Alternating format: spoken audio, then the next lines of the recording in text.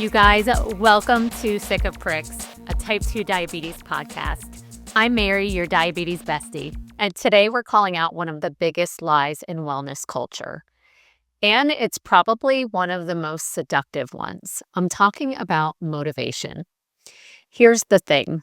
Motivation has been marketed as this kind of miracle drug. Every Instagram post, every fitness ad, every new year, new you slogan tells you that if you can just find your motivation, everything else will fall into place.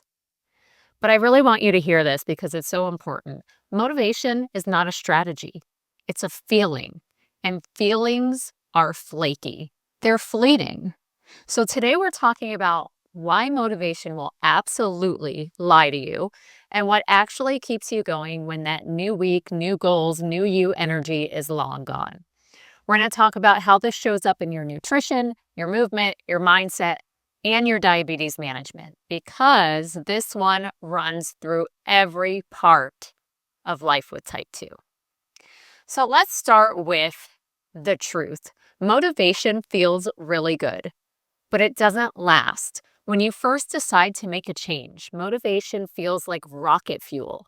You're ready to meal prep, hit the gym, take your meds on time, drink all the water, track every number, all of it. And then something happens. A stressful week at work, your kid gets sick, your numbers aren't cooperating, your energy tanks, and suddenly that motivation, gone, evaporated like it was never there. That's because motivation is built on emotion, not intention. And the problem is most of us think that the loss of motivation means that we're failing. Like if we can't stay pumped up 24/7, so excited about changing our lives, something's wrong with us. But there's not anything wrong with you or me. We're human. It's human nature. Motivation's job is to start things, not sustain them. Discipline, structure, and consistency are what keep the wheels turning when motivation jets. You don't need to feel inspired every day. You need to feel committed. Even when it's boring, even when it's slow, even when it's Tuesday night and you'd rather literally do anything else. We're going to focus on nutrition first because I think this is where a lot of our hangups happen as people living with type 2 diabetes. Motivation when it comes to nutrition looks something like, this week, I'm going to meal prep, I'm going to plan all my meals, I'm going to drink all my water, I'm going to eat clean. But the reality says, it's 8 o'clock, I just got home, and the chicken I was supposed to cook is still frozen. When motivation runs the show, it sets you up for guilt. You start strong, miss one thing, and suddenly it's, well, I should just start over on Monday. Does that sound familiar? I can't even tell you how many times that exact situation has applied to my life. But here's what actually works. Structure over strictness, because willpower fades, but systems stick. So here are some examples of some systems that you can put in place to help you with your nutrition when your motivation is nowhere to be found. I want you to consider having 3 or 4 default meals you can make without thinking. Ones that taste good and balance your blood sugars. Okay, for me, keeping protein on hand, hard-boiled eggs, rotisserie chicken, tuna packets, Greek yogurt, having those available at my fingertips ready to go helps me not have to make a decision. My feelings cannot be relied on. You need to set up your environment to make good choices automatic. That's what I mean by having it ready. Okay, if the nutritious stuff that serves your goals is right there, ready for you, ready to go, it's so much easier to reach for it when the motivation's not there. I like to say, plan when you're calm so you can follow through when you're tired. You don't need to have a perfect plan. You just need one that works for your life, even on the days when your get up and go got up and went. We're going to move on to movement now because this one is a question that I get a lot. People ask me, Mary, how do you stay motivated to work out every day? And the answer to that is actually so simple. I'm not motivated to work out every day. I'm not. There are still days that I have to force myself to start my workout. Have I ever regretted it when I'm finished? No.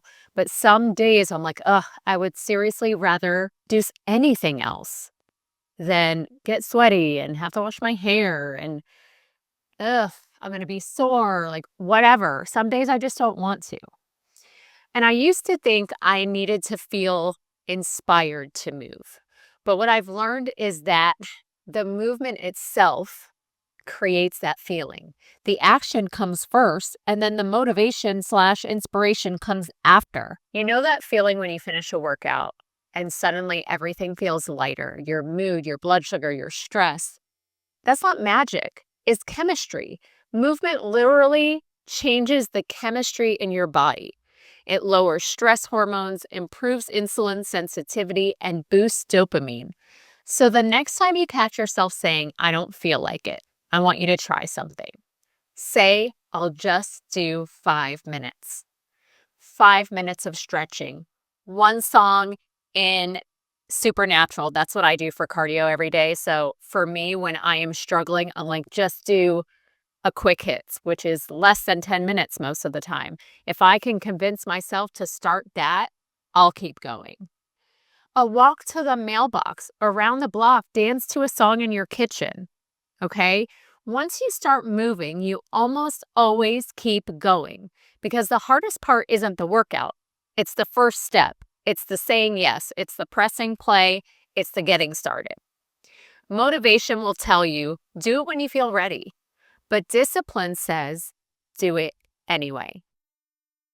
The next part we're going to talk about is our mindset. And I think this is the most important part when we are talking about staying on track and being consistent in our wellness journey. And it's also the piece that no one talks about, no one glamorizes it, but it really is the thing that makes everything possible.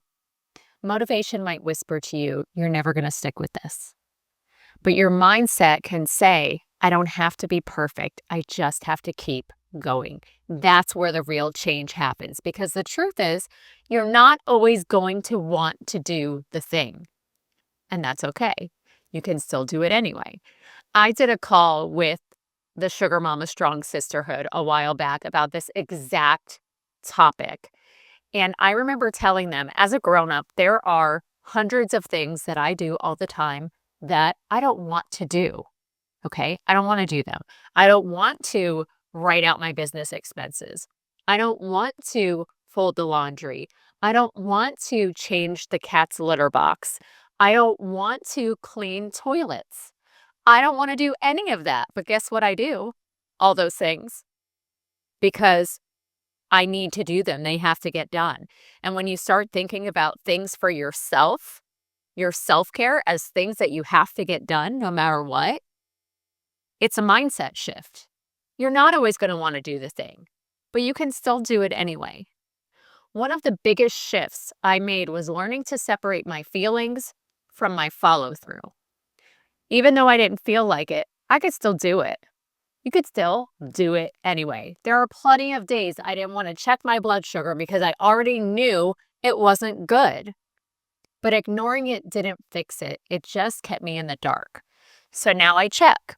I face the number and I use it as data, not a judgment. That's mindset. It's the decision to keep showing up, not because it's fun, but because it's necessary for your health and your peace of mind. When you start thinking that way, motivation becomes a bonus. If you feel like it, that's awesome, great, but it's not a requirement. And this brings us, my friends, to diabetes because diabetes doesn't care if you're motivated. Your pancreas doesn't clock in based on your mood, and the meter, it doesn't lie to make you feel better. You can't manage diabetes based on how you feel. You manage it based on what you know. And I had to learn that the hard way. For a long time, I let shame and frustration dictate my choices. If my numbers were off, I'd think, what's the point? And just check out and go dark. But that only made things worse. Now I remind myself, motivation is optional. Responsibility is not. I don't check my glucose because I'm inspired. I check it because it gives me power. It tells me what my body needs, and that's how I take care of myself. The real work of diabetes care, separating emotion from action. You don't need to be in the mood to take care of yourself. You just have to remember that your future self is counting on your today self. So, if motivation is a liar, what's the truth? Here's what actually keeps you moving when life gets hard, busy, or overwhelming. Structure, routines, and plans that support you even when you're tired. You need accountability, whether it's a friend, a coach, or a community. Don't do this alone. You need mindset tools, self-talk that's honest but kind. You need purpose, knowing what your health means to you and who you're doing this for. And the last thing you need, you guys, is momentum. Taking one small action every day to keep the chain of events going. You don't need more motivation. You need systems that don't rely on it. Habits that work even when life doesn't. Because consistency is built in the small, boring, everyday moments. The ones where no one's watching, no one's cheering, and you choose yourself anyway. Here's the thing about motivation. It's not that it's bad. It just can't carry the whole weight of your wellness journey. Think of it like the spark that lights the fire. You need it to get started. But the thing that keeps the fire burning, that's the work, the fuel, the follow-through. Motivation might get you to the starting line, but discipline, structure, and self-respect keep you going. So if you're listening today and thinking to yourself, I just can't get motivated, remember, you don't need to. You just need to take one small step in the direction of who you want to become. Do the thing, even when you don't feel like it. Eat the meal that serves you. Move your body, not to punish it, but to honor it. Check your numbers, not to use them as judgment, but to take back your control. Motivation is the lie that tells you you're not ready, but you already are. All right, that's it for today's episode of Sick of Pricks. If you enjoyed the episode, don't forget to like, comment, and subscribe. It helps more than you know. And hey, if you're ready to connect with people who actually get it, come join my Facebook community, Sugar Mama Strong. It's a safe place for support, accountability, and real conversations about health, goals, and life. You can also follow along on Facebook and Instagram for more daily motivation and updates. Everything's linked in the show notes. Thanks for listening, and I'll see you next time.